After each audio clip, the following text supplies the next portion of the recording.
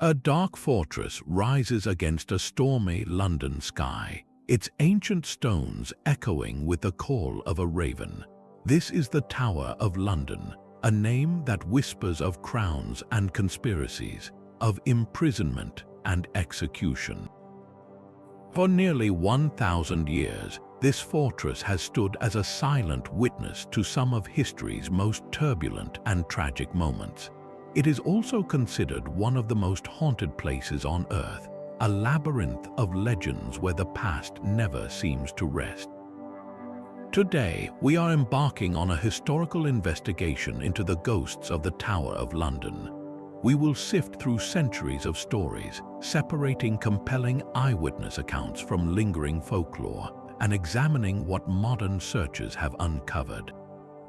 By the end, you will have a clear-eyed view of the mysteries that cling to these ancient walls, understanding not just the ghost stories, but the real human dramas that fuel them.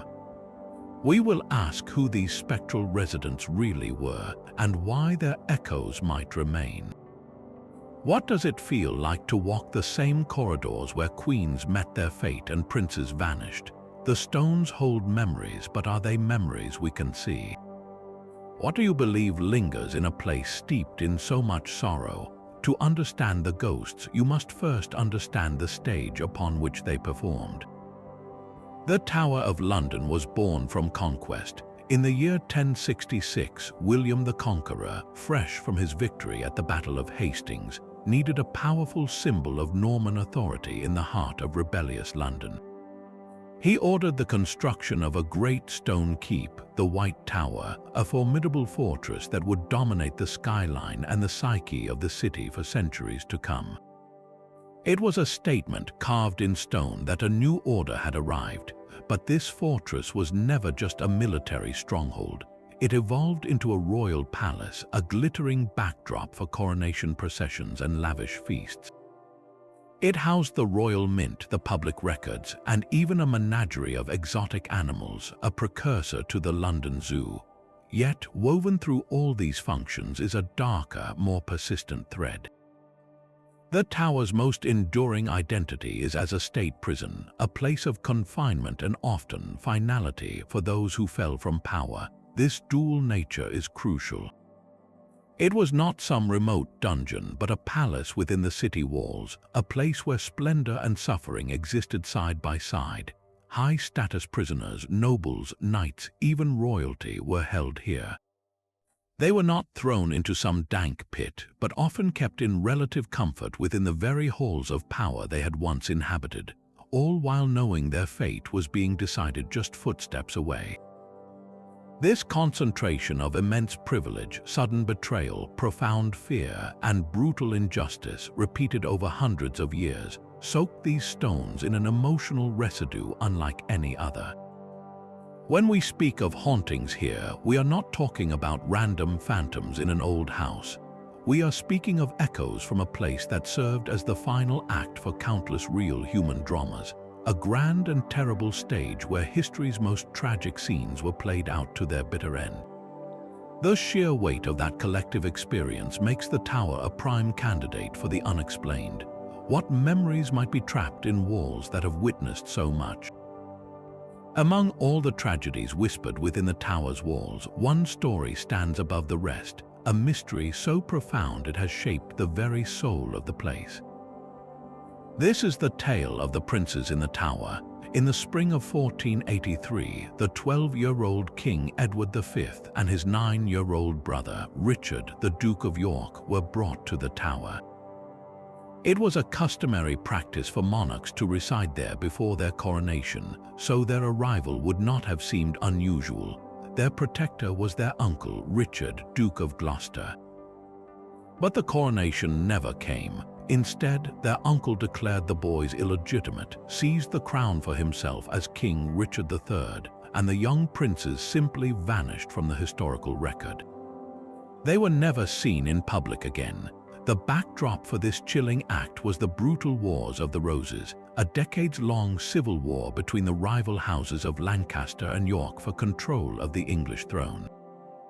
In this world, power was everything, and the elimination of rival claimants, even children, was a grim political reality. The uncertainty of their fate, however, is what cemented the story as a national trauma. Were they murdered on their uncle's orders? Did they die of illness, or did they somehow escape? For 200 years, it remained a haunting question. Then, in 1674, during renovations to a staircase within the White Tower, workers made a grisly discovery. Buried beneath a heap of rubble, they found a wooden chest containing 2 small human skeletons. The bones were widely believed to be those of the lost princes, and they were given a royal burial in Westminster Abbey. Modern analysis suggests the skeletons were of children roughly the correct ages, but absolute proof is impossible. This physical evidence, whether truly theirs or not, gave a terrifying solidity to the legend. This unresolved tragedy is the bedrock for the tower's most poignant hauntings. It represents the ultimate betrayal of trust and the destruction of innocent life at the highest level of power. Witnesses over centuries, including tower guards, have reported seeing 2 small, pale figures in white nightshirts, hand in hand, silently drifting through the corridors and stairwells of the bloody tower where they were last known to be held. They are described not as frightening but as sorrowful, a lingering echo of lost childhood and stolen futures. The power of this haunting lies not in gore but in profound sadness. It taps into a universal sense of injustice, the vulnerability of the innocent, and a crime so old its truth may never be fully known. When you stand in those shadows, you are not just in an old castle, you are standing at the heart of England's most enduring historical mystery, a silence that has begged for answers for over 500 years. What must it be like for a spirit to be forever trapped at the age you were betrayed? These sorrowful figures are not merely a footnote in ghost lore, they are the central tragedy from which so many other hauntings seem to flow. The most consistent and heartbreaking reports describe 2 small boys dressed in white nightshirts, their faces pale and their expressions lost. They are often seen holding hands, a detail that underscores their youth and vulnerability, moving silently through the rooms and stairwells of the bloody tower, the very building where history records they were last housed. Some witnesses speak of hearing faint, childish weeping, a sound that seems to seep from the stones themselves. Other accounts place their silent forms in the White Tower, drifting past doorways or standing quietly in shadowed corners. These are not aggressive or menacing spirits, they are images of profound grief and confusion, forever trapped in the moment their world ended. The sightings are not a modern invention. There are records from as far back as the Tudor period, over a century after the princes vanished, of tower guards reporting encounters with these spectral children. One guard, according to later chronicles, was so shaken by the vision that he resigned his post immediately, refusing to speak of what he had seen. The power of these hauntings lies in what they represent. This is not just a ghost story, it is a crime against childhood, an act of betrayal that shattered the very idea of royal sanctuary. The tower was meant to protect the king, yet it became the prison for a king who was still a boy. These apparitions force us to confront the human cost behind the dry dates and political maneuvers of history. They are a reminder that the crown, that glittering symbol of power, was sometimes worn by children, and that the struggle for it could consume the innocent without a trace. When a guard or a visitor reports seeing them, they are not just seeing ghosts, they are witnessing the enduring echo of a national conscience still troubled by a mystery it cannot solve. Why do these particular spirits remain so vivid, so persistent across half a millennium? Perhaps because some silences are too heavy to ever be completely still. If the lost princes represent a tragedy of innocence, then Anne Boleyn's haunting is a story of meteoric rise and catastrophic fall, a personal drama that reshaped a nation. She is the tower's most famous and frequently seen ghost, a spectral celebrity whose appearances are recorded with startling consistency. Her story begins not in shadow but in dazzling light. Anne, a lady-in-waiting to Queen Catherine of Aragon, captivated King Henry VIII. Their courtship would become the catalyst for the English Reformation, as Henry broke with the Catholic Church to divorce Catherine and marry Anne, declaring himself supreme head of the Church of England. She was crowned queen in a magnificent ceremony in 1533. Yet just 3 years later, the same king who had moved heaven and earth to possess her signed her death warrant. Accused of adultery, incest, and treason, charges almost universally regarded by historians as fabricated, Anne was imprisoned in the Tower of London, not in a dank cell, but in the same luxurious apartments where she had awaited her coronation. After a swift and sham trial, she was taken to a scaffold erected on Tower Green. On the morning of May 19, 1536, she made a final, dignified speech before kneeling in the straw. A single stroke from a swordsman brought her life to an abrupt and violent end. Her body was hastily buried in an unmarked grave within the Chapel Royal of St. Peter ad Vincula, the small church just steps from the execution site.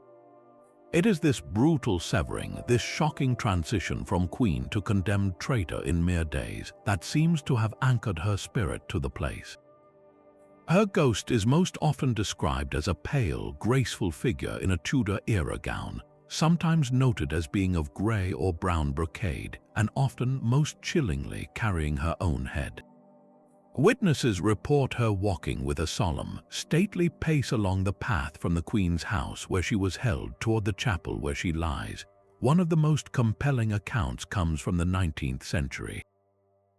A sentry standing guard at the tower reportedly saw a figure in anachronistic dress moving silently through the mist. Following protocol, he challenged the intruder, demanding she identify herself. When the figure drew nearer, he saw to his horror the pale face and the dark eyes of a woman, and the empty space at her neck. In a panic, he lunged with his bayonet, only for the weapon to pass straight through her form as if through smoke. The soldier was found unconscious at his post and was later court-martialed for dereliction of duty. It was only the corroborating testimony of other guards who had seen the same apparition that saved him from severe punishment. This story, documented in regimental records, lends a layer of official credibility to the legend. Why does Anne Boleyn walk? Perhaps it is not revenge she seeks, but resolution. Her ghost is frequently seen near the chapel, the site of her undignified burial, as if drawn to the place where her physical story ended so abruptly.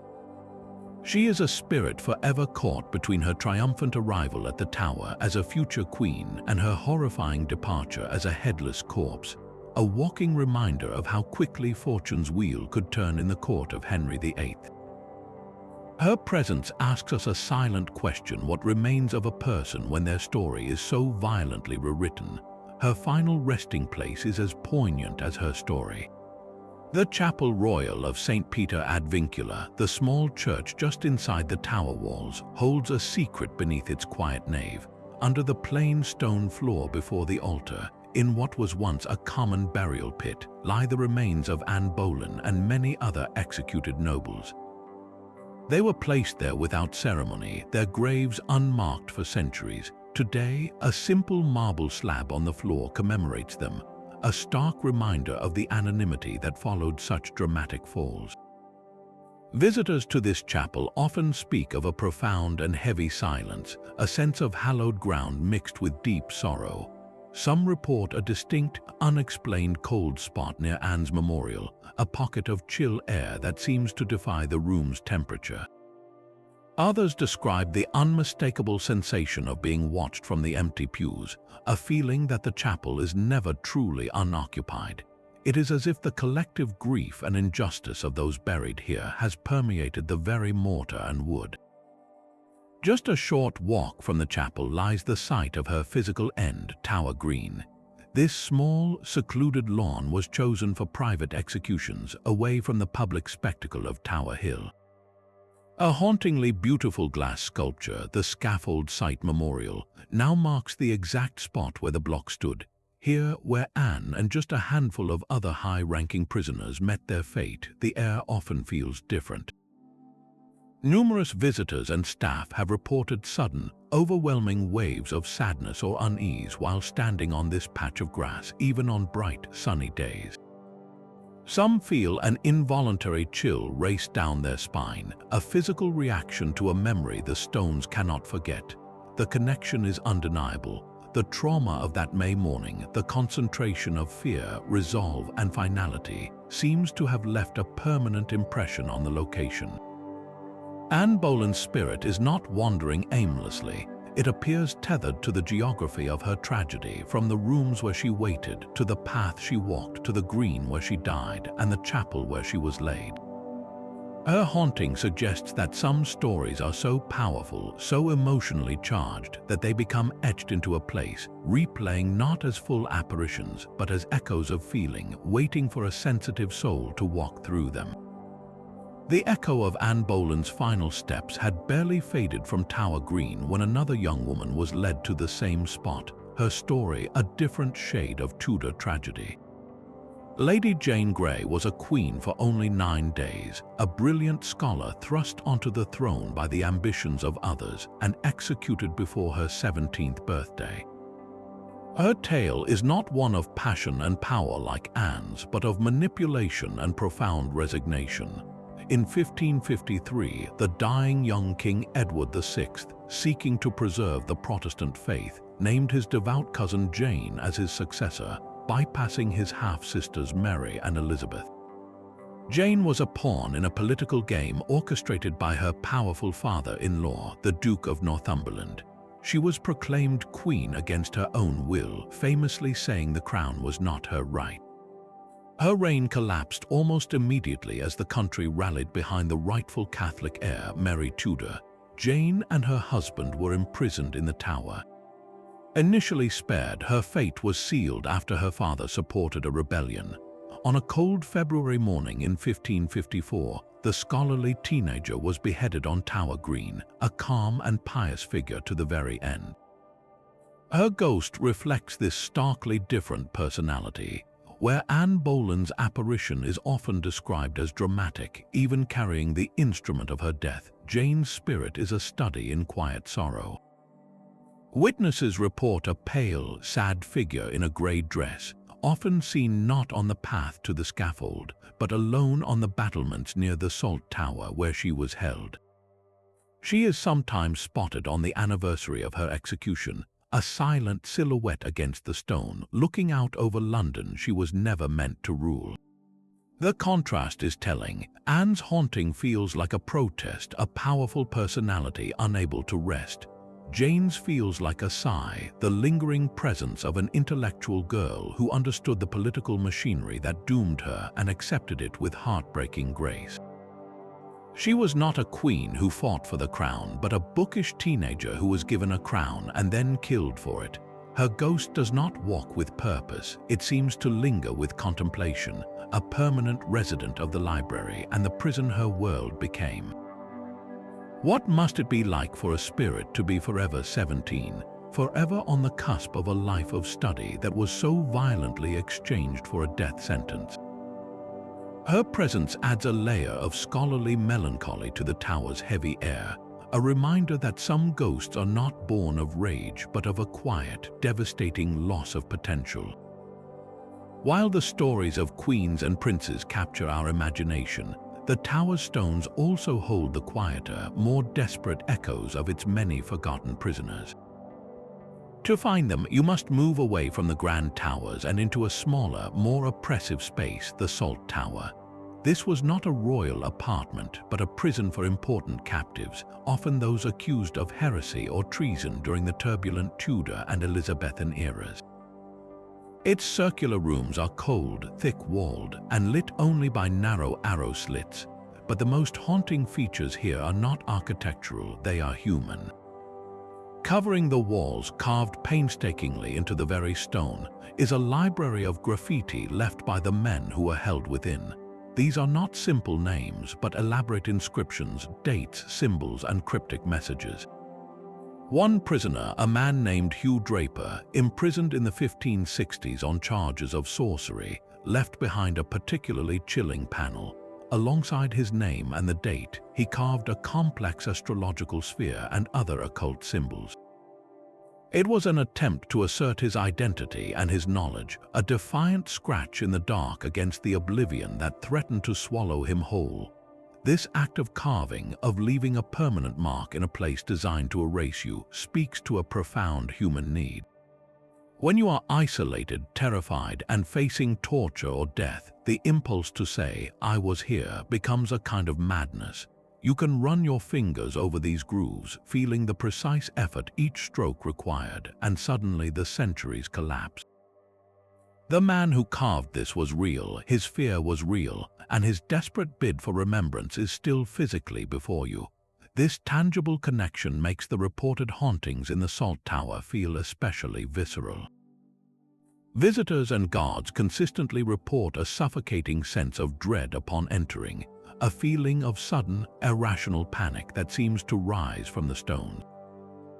Many speak of hearing faint, frantic scratching sounds, as if the act of carving is eternally repeating. Apparitions here are not of royal figures, but of distressed, shadowy male forms, sometimes seen huddled in corners or staring blankly from the gloom. These phenomena suggest a different kind of ghost, one not born from a single dramatic execution, but from the slow, grinding torture of indefinite imprisonment, from the corrosive anxiety of not knowing your fate. It is as if the concentrated psychic energy of decades of captives, their terror, their despair, their clawing need to leave proof of their existence, has seeped into the plaster and stone. The hauntings of the Salt Tower are not about history's grand narratives, but about the raw, human cost of those narratives. They remind us that for every famous name that echoes in the halls, there were dozens of others whose stories are now just these silent scratches, and perhaps a lingering sense of panic in a cold, round room. What does it take for a place to absorb emotion, and what does it mean when that emotion leaks back out centuries later? But the tower did not only break the spirits of those within its walls, some it simply could not contain. Among its most famous prisoners was a man whose restless energy seemed to defy the very stones that held him, Sir Walter Raleigh. His story offers a haunting of an entirely different nature. Raleigh was the quintessential Renaissance man, a swashbuckling explorer, a favorite of Queen Elizabeth I, a poet and a soldier. His fall came under her successor, King James I, who distrusted him and saw him as a threat. In 1603, Raleigh was convicted of treason in a sham trial and sentenced to death, a sentence commuted to life imprisonment in the Tower. He would spend nearly 13 years there, on and off, not in a dank cell, but in relative comfort in the bloody Tower with his wife and son. Yet for a man of such vast ambition and action, this was a special kind of torture. He could see the Thames, the artery of exploration and commerce, flowing past his window, a constant reminder of the world from which he was barred. His response was not despair, but immense productivity. In those rooms, he established a small chemical laboratory, tended a private garden on the grounds, and most famously, wrote the first volume of his monumental work, The History of the World. It was an attempt to make sense of human destiny while his own was forcibly put on hold. The ghost of Sir Walter Raleigh reflects this complex legacy. Witnesses do not describe a headless spectre or a weeping child. Instead, they report a tall, distinguished, and impeccably dressed man in Elizabethan attire, often seen pacing thoughtfully in the chambers of the bloody Tower where he lived and worked. Others have spotted a similar figure in the garden area he once tended, a quiet presence among the greenery.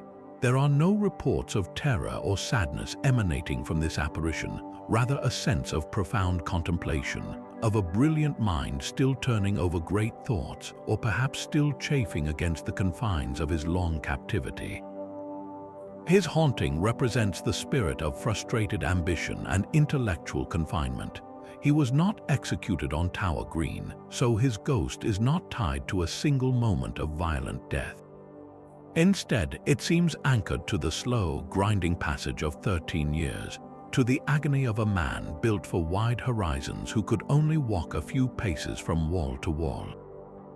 When you hear of Raleigh's ghost, you are hearing the echo of a life interrupted, of potential forced into a smaller and smaller space until all that was left was the work of the mind and the endless, patient pacing. It asks us a different question altogether. What happens to a giant when you put him in a cage, and does some part of him forever walk its perimeter, measuring the distance between what was and what could have been? Not all hauntings within the tower walls are draped in Tudor finery or stained with political betrayal. Some are far stranger, tapping into a more primal layer of fear. For centuries, the tower was not just a fortress and a prison. It was also home to a collection of exotic animals, the royal menagerie. Kings received lions, leopards, elephants, and bears as diplomatic gifts, and they were kept on display in cramped, often cruel conditions within the complex. The air would have been thick with the sounds and smells of these confined, bewildered creatures, a jarring contrast to the solemnity of the state apartments and execution sites. This bizarre chapter left its own peculiar mark on the tower's psychic landscape, one that manifested in a truly terrifying encounter in the early 1800s. The story centers on a sentry on duty one night near the Martin Tower, an area once associated with the menagerie. As the guard paced his route, the story goes, he noticed a strange, shapeless mass on the ground ahead. Assuming it was a discarded tarpaulin or some other mundane object, he approached it, perhaps to investigate or kick it aside. But as he drew near, the mass began to move. It unfurled itself, rising from the cobblestones not as a cloth but as a colossal, spectral bear. The phantom beast, described as enormous and shimmering with an unnatural light, let out a silent roar and advanced toward the terrified soldier. The guard, according to the account, was so utterly paralyzed by sheer terror that he could not even raise his weapon. He was found later, collapsed at his post in a state of profound shock. He never recovered from the ordeal, and legend insists he died shortly afterward, quite literally frightened to death by what he had seen. This haunting is fascinating because it is so different. It does not involve a historical figure with a name and a biography, but an anonymous animal, a creature that was itself a prisoner. The energy here feels less like an intelligent spirit and more like a violent imprint, a sudden, terrifying replay of a moment of raw animal fury or profound distress that somehow became etched into the location. Think of it as a psychic recording left by centuries of confined, powerful beasts living and dying in confusion and captivity. The sentry did not encounter a ghost with a story to tell. He stumbled into a burst of trapped, primal emotion. This incident suggests the tower absorbs not just human drama, but all intense experience. The lingering fear of the animals, the awe and dread they inspired in visitors, even the trauma of their captivity, may have seeped into the stones just as deeply as the sorrow of a queen or the panic of a prisoner. It reminds us that hauntings are not always about history books. Sometimes they are about the raw, instinctual memories of a place, waiting in the dark to rise up in a form that bypasses reason and strikes directly at our most ancient fears. What other unseen layers, born not of kings but of creatures, might still linger in the shadows?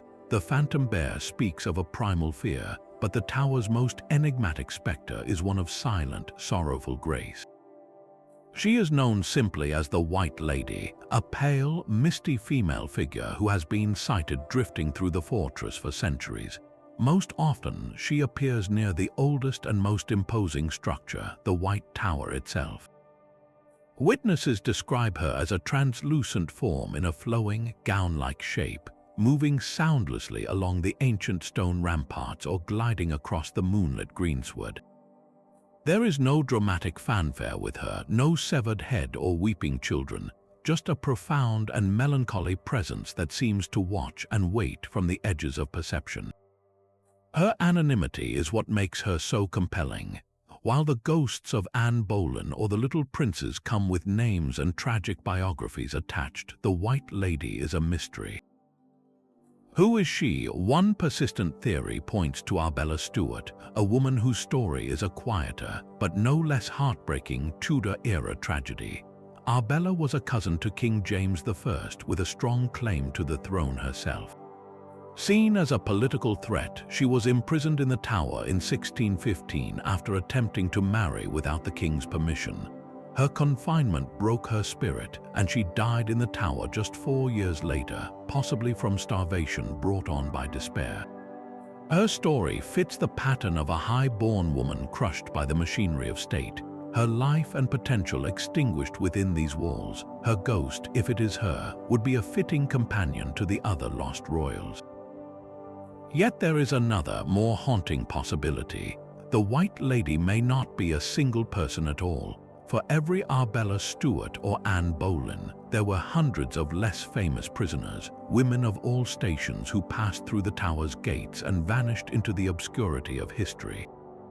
Their individual sorrows, the fear of a merchant's wife imprisoned for her husband's debts, the terror of a lady-in-waiting caught in a conspiracy, the despair of a commoner accused of witchcraft may have bled together over time.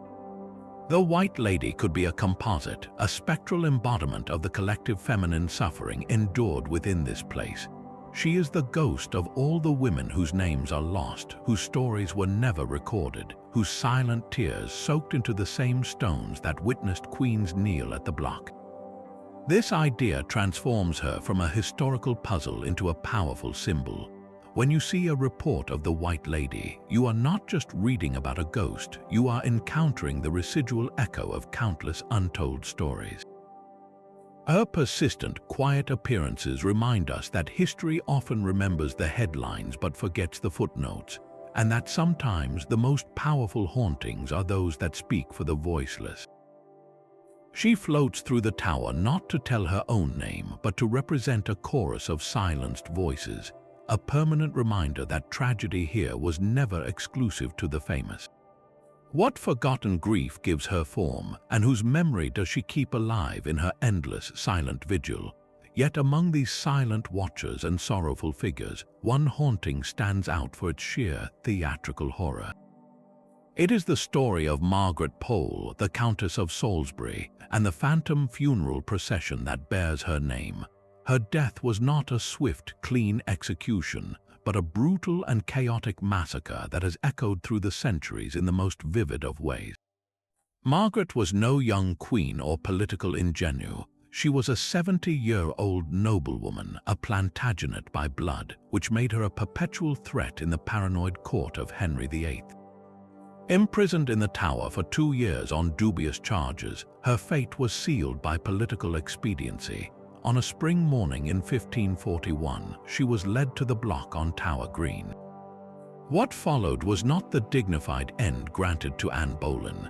The Countess, a proud and formidable woman, refused to kneel and submit her neck willingly.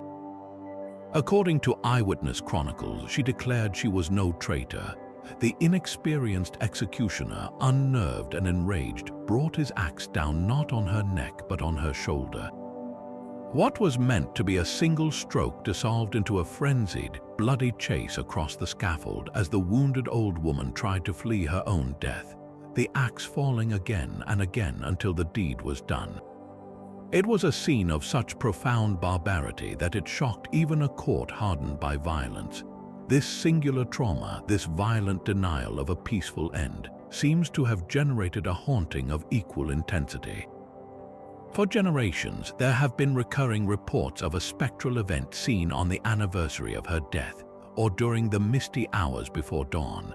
Witnesses describe hearing the slow, mournful clatter of hooves and the rumble of wooden wheels on cobblestones, sounds with no visible source. Then, materializing from the fog, comes a full phantom funeral procession. A ghostly carriage draped in black is said to emerge from the Tower's gates, drawn by headless horses. Inside, the vague shape of a noblewoman can be glimpsed. Surrounding the carriage is a retinue of silent, sorrowful mourners, their faces pale and their forms translucent, moving with a slow, stately pace as if carrying the weight of the world. The procession does not linger. It is seen moving away from the Tower, tracing the route her body would have taken for burial at her family estate. This is not a lone, wandering spirit. It is an entire spectral event, a moment of profound ceremony replaying itself.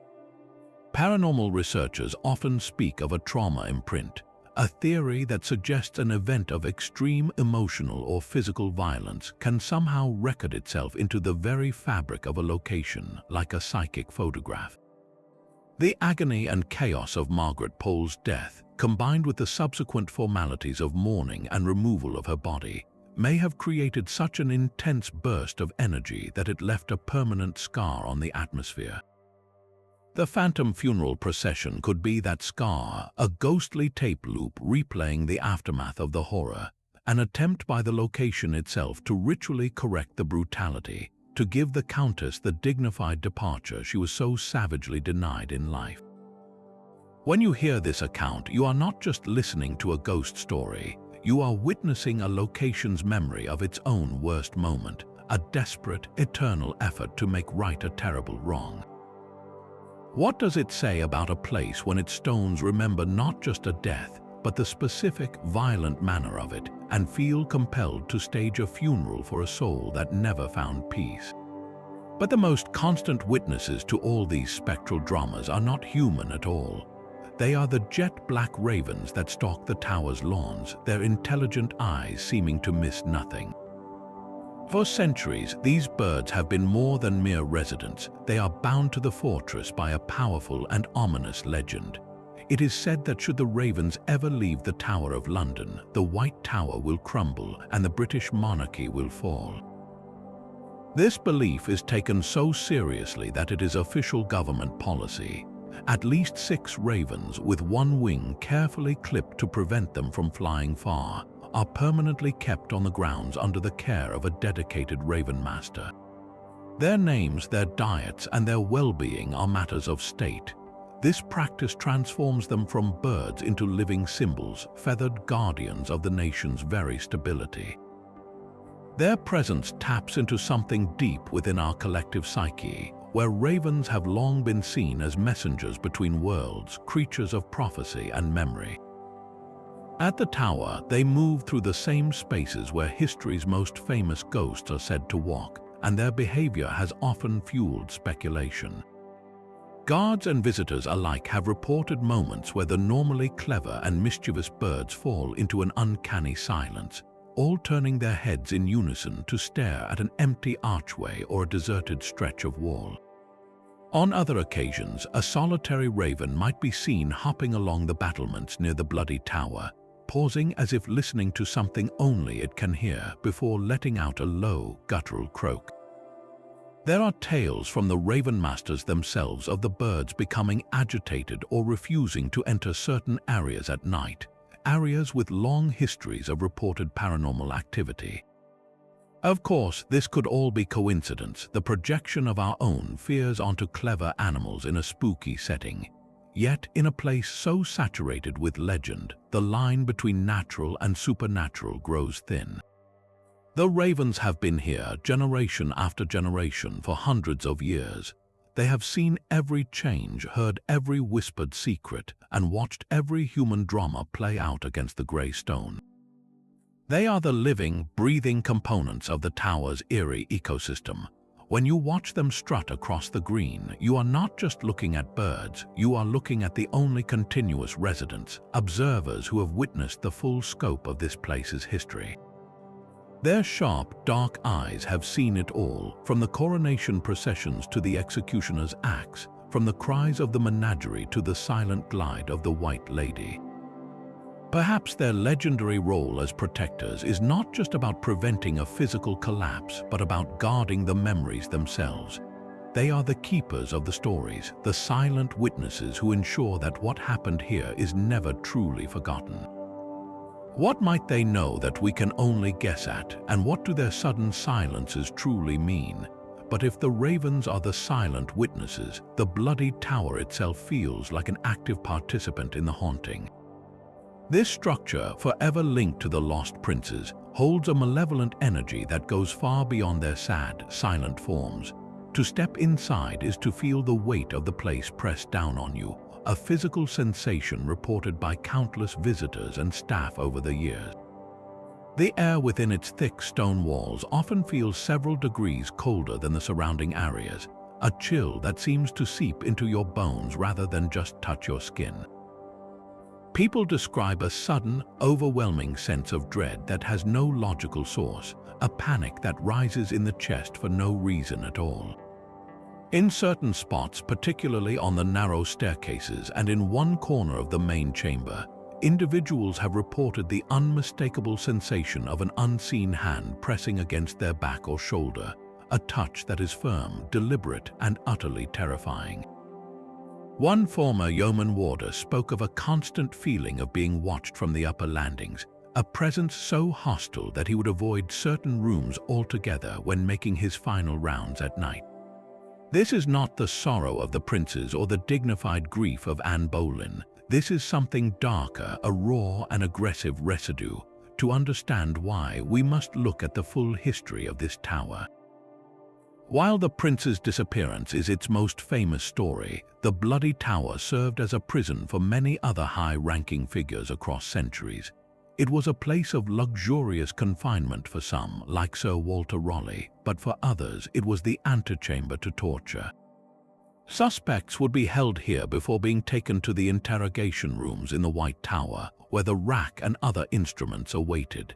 This building has absorbed the sheer, stomach-churning terror of men who knew what was coming, the despair of those who broke under pressure, and the grim resignation of those who saw no way out. It was a bottleneck for anguish. Think of the psychic energy generated in these rooms, not from a single event, but from a slow, relentless drip of fear over hundreds of years. Each prisoner, whether a nobleman, a priest, or a knight, brought their own unique brand of terror into these spaces, and those emotions, sharp, potent, and desperate, seemed to have soaked into the very plaster. The ambient haunting of the Bloody Tower may not show you a face or tell you a name. Instead, it communicates directly to your nervous system. It broadcasts the collective, nameless panic of all who waited here, wondering if the next sound on the stairs would be the jailer with their meal or the guards coming to take them to the rack. This is a location that remembers not just stories but states of being. It remembers what it feels like to be utterly without hope, trapped in a small stone room, waiting for a pain you can scarcely imagine. That memory, it seems, has not faded. It lingers as a cold spot, as a sudden weight on your chest, as a phantom push from the darkness. What does it mean when a building itself seems to hold a grudge against the living, when the walls project not a story but a pure, undiluted emotion? The most compelling testimony does not come from tourists or ghost hunters, but from the men and women who call the tower home. The yeoman warders, known the world over as Beefeaters, are far more than ceremonial guards in Tudor uniforms. Each is a former senior non-commissioned officer from the British Armed Forces, with at least 22 years of distinguished service. They live within the tower walls with their families, walking its cobbles in the dead of night long after the crowds have gone. Their credibility is beyond question, and their reluctance to speak publicly about what they have seen or felt only adds to the gravity of their accounts. These are trained observers, not prone to fantasy, yet many carry stories that defy easy explanation. One veteran warder, in a quiet moment off the record, described the unsettling regularity of hearing firm, purposeful footsteps echoing in the Queen's house long after it had been locked and verified as empty. The steps would follow a specific path, pacing from one room to another, stopping just outside a closed door. On nights when the sound was particularly clear, he would force himself to go and check, only to find the corridors deserted and silent, the air suddenly still. Another spoke of the heavy oak doors in the medieval palace, which are secured with substantial bolts. On several occasions, he has witnessed these doors, confirmed to be latched, suddenly slam shut with tremendous force, as if pushed by an invisible and impatient hand. The sound would reverberate through the stone halls, a violent punctuation in the quiet night. Perhaps most common are the fleeting glimpses, the figures seen just at the edge of vision. A warder on patrol near the chapel of St. Peter ad Vincula might catch a movement in the shadows, turning to see a grey-clad shape dissolve into the wall. A quick glance down a stairwell reveals a figure standing below, but a second look shows nothing but empty space. These are not full-bodied apparitions presented for viewing, but swift, intrusive moments that challenge a professional's perception of reality. The cumulative effect of these experiences creates an unspoken understanding among the residents. Certain areas, like the upper floors of the Bloody Tower or the passageway to the Salt Tower, are approached with a subtle wariness after dark. Some warders admit to preferring certain patrol routes, quietly avoiding spots where the atmosphere feels thick and watchful. Their testimony is powerful precisely because it is so mundane and so persistent. These are not tales of dramatic phantom funerals from centuries past, but of small, recurring disturbances in the daily life of a working fortress. When a soldier with decades of discipline reports a door slamming on its own or the distinct feeling of being followed by something unseen, it grounds the tower's legends in a chilling contemporary reality. They are the living custodians of this history, and sometimes it feels as if the history is keenly aware of them. What must it be like to stand guard in a place where the past is not just a story in a guidebook, but an active, whispering presence in your nightly rounds? But what happens when you bring modern tools into these ancient halls? The age of the ghost story has collided with the age of technology, leading to formal paranormal investigations within the tower's walls. Teams, often granted rare permission to operate after hours, have walked these corridors armed not with swords, but with sensors and recorders, attempting to apply a scientific lens to the spectral legends. Their most common tools are the EMF meter and the digital voice recorder. An EMF meter, or electromagnetic field meter, measures fluctuations in the local magnetic field. Paranormal investigators theorize that spiritual energy might manifest as a sudden, unexplained spike in these readings, especially in areas with long histories of reported activity. During several investigations, meters have indeed spiked erratically in locations like the Salt Tower and the upper chamber of the Bloody Tower, places already heavy with a sense of dread. The readings would leap for no apparent reason, with no modern electrical wiring or machinery nearby to explain the surge. Similarly, EVP sessions, which stands for electronic voice phenomena, involve asking questions into the quiet darkness and later reviewing the audio recording. On more than one occasion, investigators have captured faint, cryptic responses where none were heard in the room at the time. A question like, "Who is here with us?" might be followed on playback by a whispered, unintelligible murmur or a single, clear word like "help" or "remember." This evidence is compelling, but it is crucial to view it with a critical eye. What else could cause an EMF spike in a 1,000-year-old fortress? Subterranean water movement, unseen mineral deposits in the stone, or even residual energy from long-removed electrical systems could potentially create false readings. Those mysterious whispers on a recorder could be stray radio signals, the creak of ancient timber settling, or the distant hum of London traffic filtered through a maze of stone. The investigators themselves are the first to admit this. The value of their work is not in providing definitive proof of ghosts, but in adding a new layer of data to the historical mystery. When an EMF meter spikes in the exact corner where guards have reported feeling an unseen hand for centuries, or when a voice whispers "fire" in a tower that once housed gunpowder stores, it creates a chilling correlation. It suggests that the subjective feelings of dread and the objective anomalies might be pointing to the same unseen source. This modern detective work does not solve the haunting of the Tower of London, but it deepens the intrigue. It transforms the stories from mere folklore into a persistent, measurable anomaly. The stones may hold their secrets close, but sometimes in the silent dark, our machines seem to catch them murmuring. However, the mind itself can be the most powerful ghost in any haunted house. To complete our historical investigation, we must step back and consider the psychological architecture of fear built into the Tower of London. The power of suggestion here is immense. You arrive knowing its reputation. you have heard the stories of Anne Boleyn and the princes since childhood. Every guide, every plaque, every darkened corridor reinforces the narrative that this is a place of death and lingering spirits. Your brain is primed on a subconscious level to interpret ambiguity as evidence. A cold draft from a medieval arrow slit becomes a spectral breath.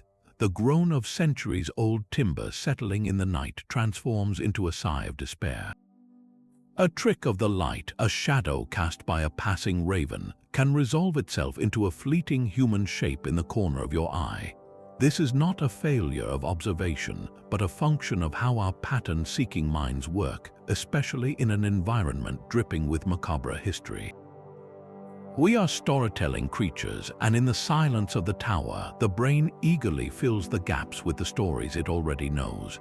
This effect is amplified on the famous Yeoman Warder tours, where master storytellers weave gripping tales of betrayal and execution exactly where those events occurred. The emotional resonance of the story, combined with the physical reality of the location, creates a potent cocktail that can make the supernatural feel not just possible but imminent. You are not just hearing a story, you are standing inside it, and that visceral experience can lower skeptical barriers, making you more receptive to the strange chill or the odd sensation that might follow.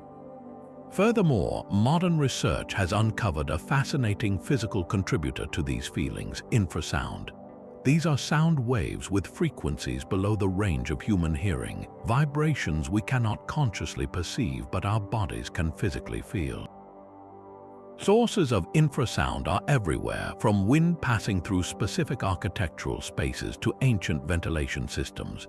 Studies have shown that exposure to certain low-frequency sound waves can induce physiological reactions remarkably similar to those reported in hauntings: a sense of unease, sudden chills, feelings of being watched, and even visual distortions. The tower, with its labyrinthine corridors, thick stone walls, and proximity to the river and city, is a perfect generator for such inaudible vibrations. So, when a visitor in the Salt Tower feels a wave of irrational dread, it might be a reaction to a story they heard 10 minutes prior, or it could be their nervous system responding to a deep, rumbling frequency emitted by the structure itself. A true investigation must hold both possibilities, the paranormal and the psychological, in balance. It does not diminish the power of the place to acknowledge that some of its magic is conjured within our own minds. In fact, it makes the tower's hold over us even more fascinating. It is a masterclass in atmosphere, where history, architecture, and human psychology converge to create an experience that feels, in every sense, truly haunted.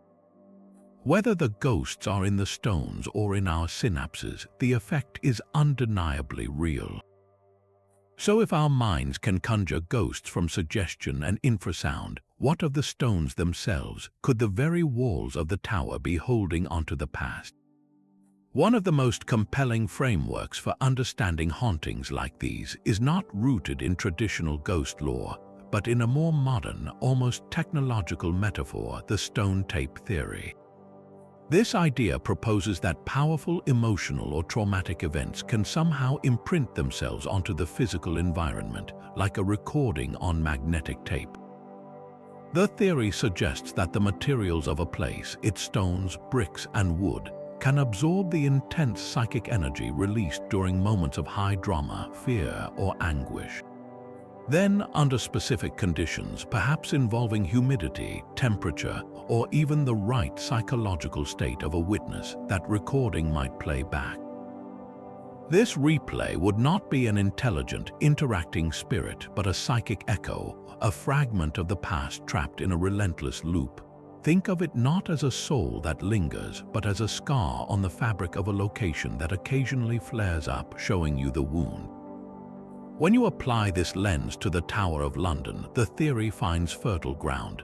This is not a location with one or two tragic events. It is a place where intense human emotion was concentrated and repeated over centuries. The sheer density of trauma here is staggering. Consider the raw fear of a prisoner in the Salt Tower carving his name, the profound sorrow of a queen walking to her execution, the chaotic terror of a countess on the scaffold, the bewildered innocence of two lost boys. These are not quiet moments, they are emotional explosions. If the stone tape theory holds any water, then the tower is not just haunted, it is saturated with recordings. The apparition of Anne Boleyn, forever pacing her final route, could be a perfect example of such a playback, a moment of immense personal tragedy and dignified fear etched into the path between her prison and her death.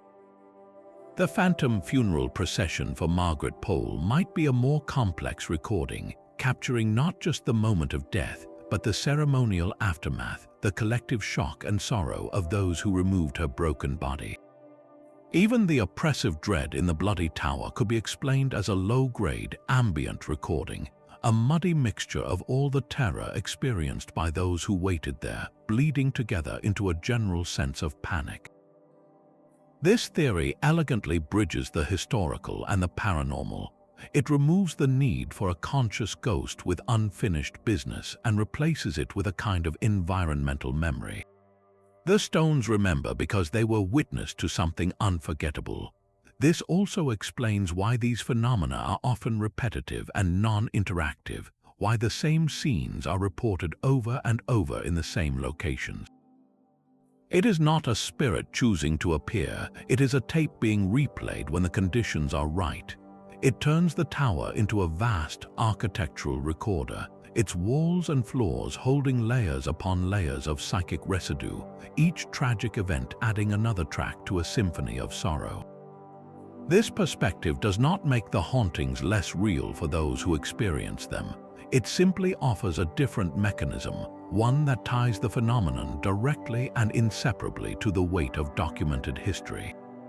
The ghosts in this light are not supernatural intruders but historical artifacts, emotional fossils preserved in the medium of stone and time. A photograph can freeze a moment, but what happens when it captures something that was never there? Among the many ghost stories of the tower, a few have been crystallized into visual form, becoming famous pieces of alleged evidence that circulate in books and online forums. One of the most widely shared images dates from the late 19th century and shows the tower's battlements under a brooding sky. In the upper left corner, standing atop the wall near the salt tower, is a faint, white, human-like shape. It appears as a column of mist or light, roughly the size and proportions of a person, but with no discernible features. The photograph is not a modern digital creation, but an old glass plate negative, which adds a layer of authenticity for many. Its provenance is murky, often attributed to a tourist or a soldier who developed the plate and discovered the anomaly. Experts who have examined copies point out that such effects could be caused by a flaw in the antique emulsion, by light leaking onto the plate during development, or even by a slow exposure capturing a real person who moved slightly, creating a translucent ghost image. Yet, for those who believe, the location gives it weight. The figure appears near an area dense with prisoner graffiti and reported feelings of dread, a silent sentinel overlooking the grounds where so many suffered. It remains officially unexplained, a tantalizing maybe that perfectly encapsulates the tower's mystery. Another compelling image comes from inside the Chapel Royal of St. Peter ad Vincula. Taken in the 1990s by a visitor, the photograph shows the quiet nave with its wooden pews and memorials. In one of the aisles, however, a strange, vertical streak of light appears. It is not a camera strap or a blur from movement. It has a distinct ethereal quality, almost like a column of illuminated dust motes, but its placement is what sparks the imagination. The streak aligns perfectly with the path a procession would take toward the altar, and more specifically, it hovers near the memorial slab marking the burial place of Anne Boleyn and others. The photographer insisted there was no natural light source in that position at the time, no open door or window to create such an effect. Skeptics suggest it could be an artifact of the camera's flash reflecting off a piece of brass or polished wood at an odd angle, a common cause of orbs and streaks in modern photography. However, the precise location and the timing, as the photographer was quietly reflecting on the chapel's history, make it a personal and powerful piece of anecdotal evidence.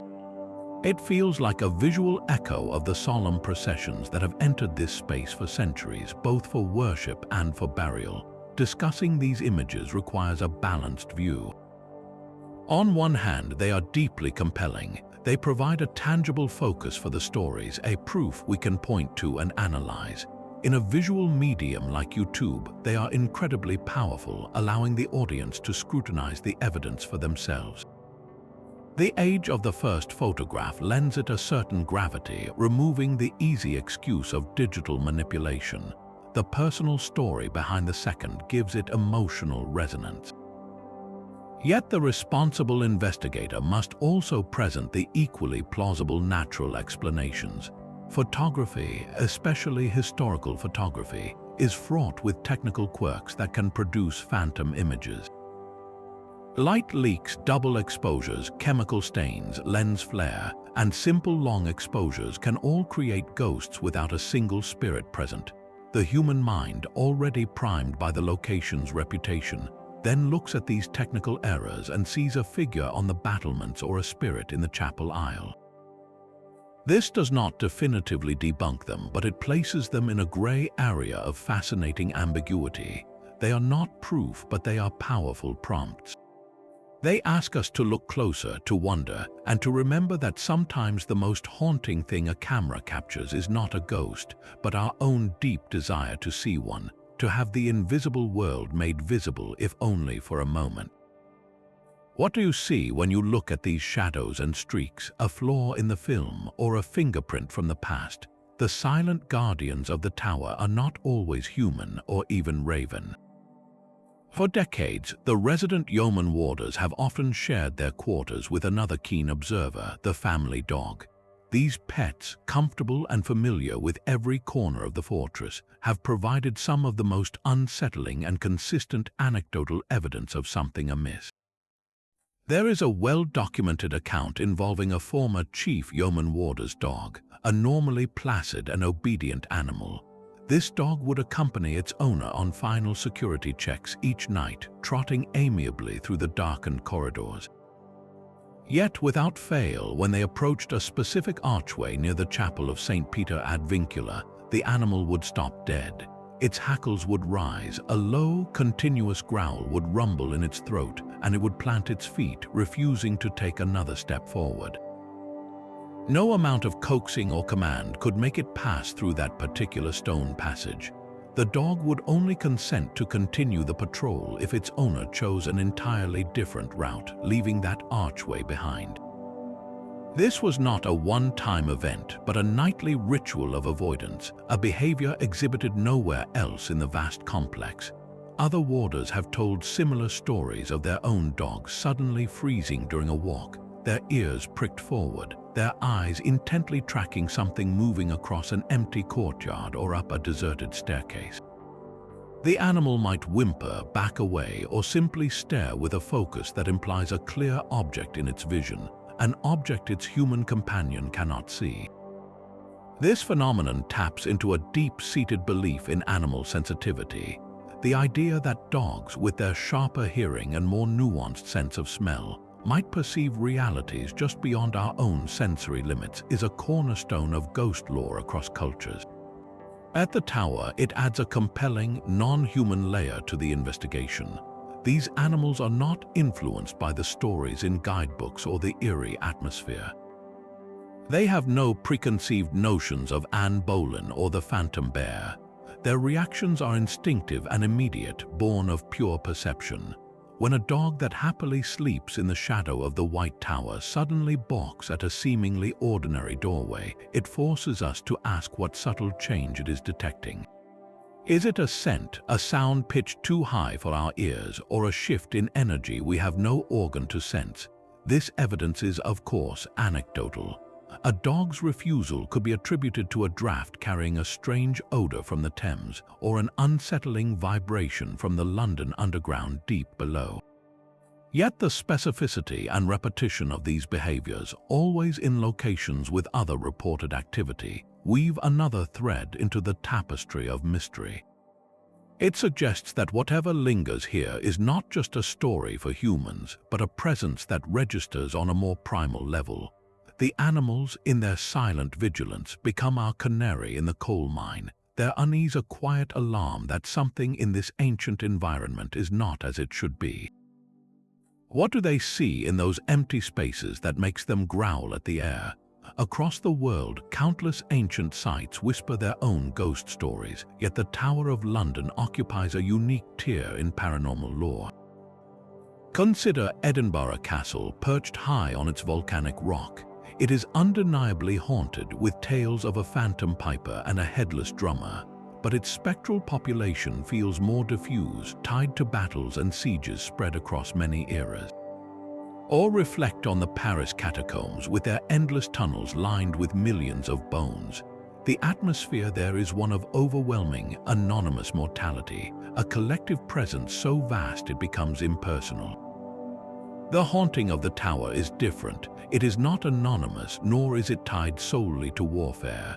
Its power comes from a chilling combination of factors found nowhere else in such concentration.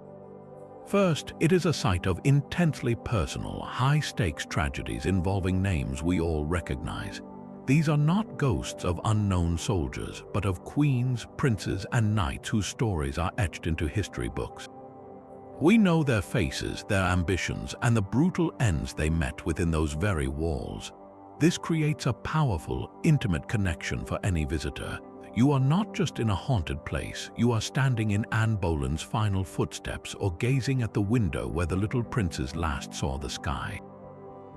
Second, the tower has served a continuous, overlapping sequence of grim purposes for nearly a millennium. It was not a battlefield that fell silent or a prison that closed. It evolved from fortress to palace to prison to execution site, with each layer adding another stratum of sorrow. The same stones that held royal jewels also held condemned traitors. This uninterrupted accumulation of suffering, from the Norman conquest to the world wars, creates a density of traumatic memory that few locations can match. Finally, there is its jarring location. It sits not on a lonely moor, but in the pulsing heart of modern London, surrounded by glass skyscrapers and bustling traffic. This constant contrast amplifies its eerie nature. You can step from the roar of the 21st century into the cold silence of the Salt Tower, a transition that feels like stepping out of time itself. The hauntings here are not relics of a forgotten past, but active memories pressing against the modern world. What sets the tower apart is this potent trilogy, the celebrity of its ghosts, the relentless layering of tragedy, and its defiant anachronism in a global city. It is not merely a haunted historical site, it is a living archive of anguish where the past feels less like a story and more like a resident. The weight of so many unquiet souls has not gone unnoticed by the very institution that often presided over their fates. For centuries, the Church of England has held a unique and solemn role within the Tower of London, serving as both a spiritual authority and a responder to the unsettling phenomena that plague its residents. The Chapel Royal of St. Peter ad Vincula stands at the heart of this duality. While it is the burial place of Anne Boleyn, Lady Jane Grey, and others, it is also a consecrated space, a working church where prayers for the dead have been offered for nearly 500 years. This creates a fascinating tension. The chapel is both a tomb and a sanctuary, a place where the violence of the state meets the mercy of the divine.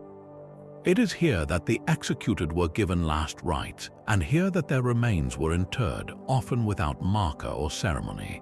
The ongoing ministry within these walls, the daily and weekly services, can be seen as a continuous, gentle form of blessing, a persistent attempt to bring peace to ground stained by injustice.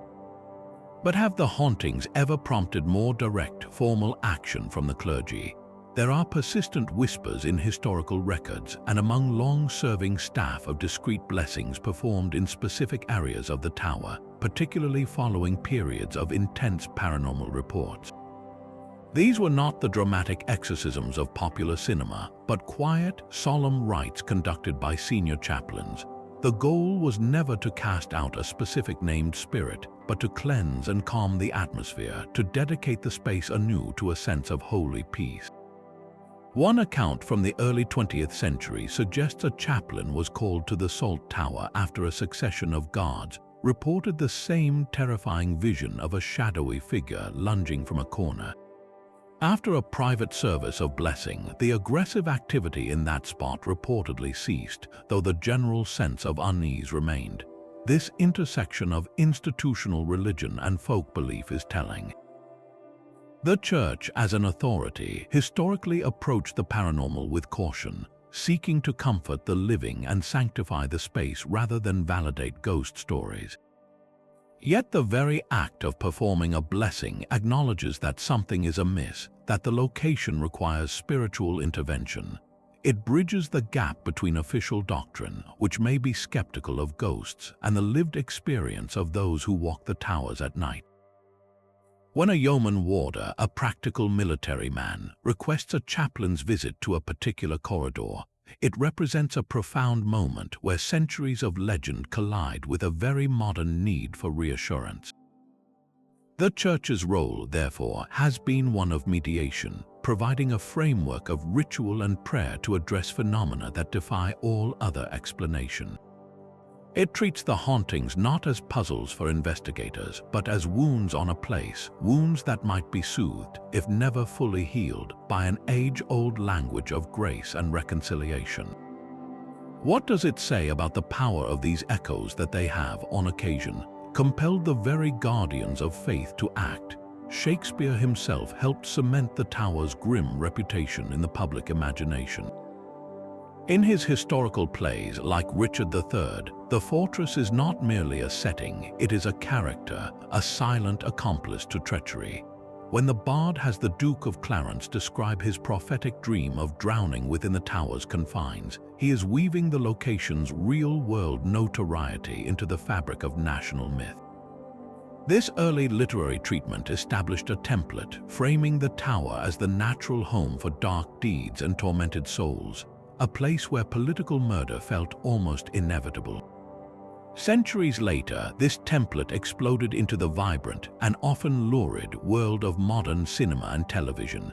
The tower has served as a backdrop for countless horror films and gothic dramas, where its corridors are stalked by vengeful specters of queens and the whispers of murdered children are amplified for dramatic effect. From atmospheric black and white films to high-budget television series, directors have used its authentic architecture as the ultimate ready-made set for terror. These portrayals rarely aim for historical accuracy. Instead, they tap into the core emotions of the legends, the betrayal, the injustice, the sudden violence. They give the ghosts a face we recognize from actors and a narrative that, while simplified, resonates with our deepest fears. This creates a powerful feedback loop. A visitor arrives at the tower having seen a chilling portrayal of Anne Boleyn's ghost in a movie. That pre-existing image primes their mind, making them more likely to interpret a cold draft or a strange shadow as evidence of her presence. Their subsequent account, perhaps shared online or with a tour guide, then feeds back into the collective story, which in turn inspires the next filmmaker or novelist. Pop culture does not invent the hauntings, but it amplifies and crystallizes them, shaping what we expect to feel and see. Even serious documentaries contribute to this cycle, often using ominous music, low-angle shots of the stone walls, and dramatic reenactments that, while educational, still play on a sense of dread. The result is that our investigation is never conducted with a blank slate. We approach these stones carrying baggage, a suitcase packed with scenes from films, lines from plays, and the chilling tones of documentary narrators. This cultural echo chamber makes separating historical fact from embellished legend one of the greatest challenges. It asks us to be aware of our own preconceptions, to listen to the silence of the stones themselves, and to wonder how much of the haunting is in the history and how much has been written onto it by 1,000 thrilling stories. Yet for every chilling account that holds a kernel of historical truth, another thrives purely on the fertile ground of imagination. The legend of the headless ghost of Anne Boleyn walking the corridors is powerful, but a related and even more dramatic tale has been thoroughly picked apart by historians.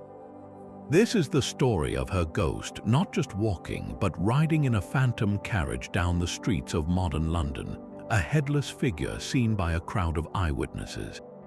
The account often surfaces in sensational books and online articles, describing a night in the 1930s or 40s when a spectral horse-drawn coach was seen gliding silently past the tower, its passenger a headless woman in Tudor dress. It is a gripping image, but it collapses under scrutiny. No contemporary newspaper reports from the time corroborate such a mass sighting, a near impossible omission for an event of that scale in the city. Historians tracing the tale find it likely originated from a conflation of older folklore and a misremembered piece of theater or film.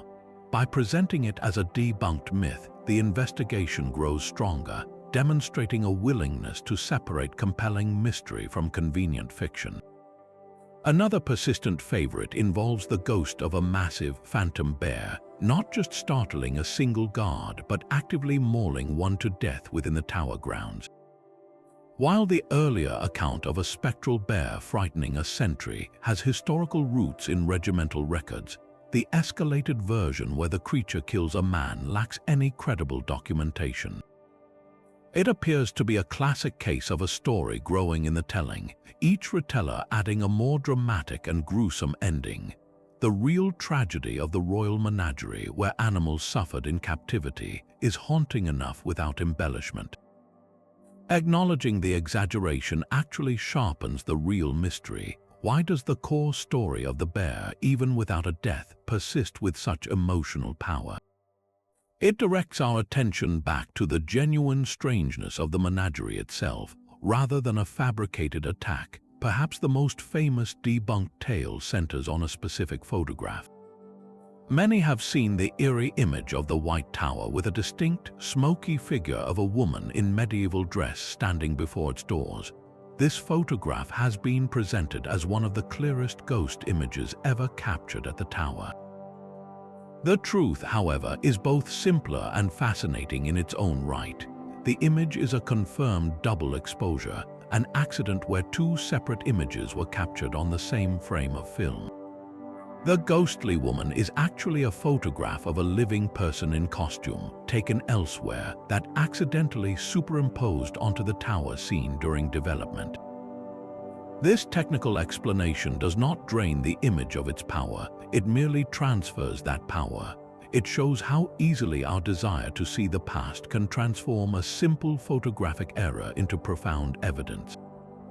The image remains a testament not to a haunting, but to the human mind's incredible capacity for pareidolia, for seeing meaningful patterns, especially faces and figures, in random visual noise. Then there are the stories born from simple misunderstanding of the site's own functions. Tales of ghostly moans or dragging chains from the lower dungeons often ignore the tower's practical reality. For much of its history, the tower did not have deep, watery dungeons as commonly imagined.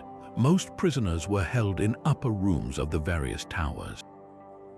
The lower areas were used for storage, including the armories. What a romantic visitor might interpret as the clank of a phantom chain could easily have been the very real sound of a yeoman warder moving antique armor or weaponry for maintenance, the acoustics of the stone walls distorting and carrying the sound in strange ways. This does not mean people did not hear strange sounds. It suggests they may have been hearing the living history of the fortress, misattributed to the dead. Addressing these debunked stories is not an attempt to ruin the fun. On the contrary, it performs a vital service for any serious investigation. It acts as a filter, clearing away the static of pure fiction so the signal of the genuinely unexplained can come through more clearly. By showing a willingness to dismiss the weak tales, the credibility of the remaining, more robust accounts increases. A viewer who hears you readily admit that the phantom carriage is a myth is more likely to trust you when you discuss the well-documented, recurring sightings of the two small figures in the Bloody Tower. It demonstrates that the goal is not to believe every story, but to understand them, to trace their origins in history, psychology, and human error. This skeptical corner ultimately enriches the mystery, for what remains after the fog of fiction clears are the stories that resist easy explanation, the encounters that cling to these stones with a tenacity that demands a deeper look. The stones of the tower have held their secrets for nearly 1,000 years, and our investigation has traced their echoes through the corridors of history and memory. We have walked from the Norman foundations to the Tudor scaffolds, from the silent scratches of prisoners to the sharp eyes of the ravens. The journey reveals a pattern not of random spookiness, but of a profound and persistent resonance. The most compelling evidence lies in its consistency. For centuries, independent witnesses, soldiers, warders, visitors from vastly different eras have described the same sorrowful figures in the same locations. The two boys in white near the Bloody Tower, the stately, headless form of Anne Boleyn on her final path, the oppressive dread in the Salt Tower. These are not isolated anecdotes, they are threads in a tapestry woven across time. This is amplified by the credibility of the sources, the trained, skeptical yeoman warders who live within these walls, and whose quiet, persistent encounters carry the weight of professional observation. Above all, it is the undeniable, crushing weight of the history itself that gives these stories their power. This fortress is a unique vessel, having concentrated more betrayal, fear, and sudden, violent death over a longer continuous period than almost any other place on Earth. So, what are we left with after sifting through the stories? Are the ghosts of the tower merely residual energy, emotional recordings trapped in the stone and occasionally replayed when the conditions are right? Are they powerful psychological projections, our own minds weaving the suggestive atmosphere and deep history into tangible sensations and fleeting visions? Or could they be something more, something that defies our current understanding of time and consciousness? The evidence allows for all these interpretations, and perhaps the truth is a combination, a unique alchemy of place, memory, and perception. The mystery remains, and that is its greatest gift. It invites us to engage, to wonder, and to feel the past as a living presence. What do you believe lingers within those ancient walls? Have you ever visited a place that felt truly haunted by its history? Share your thoughts and experiences in the comments below.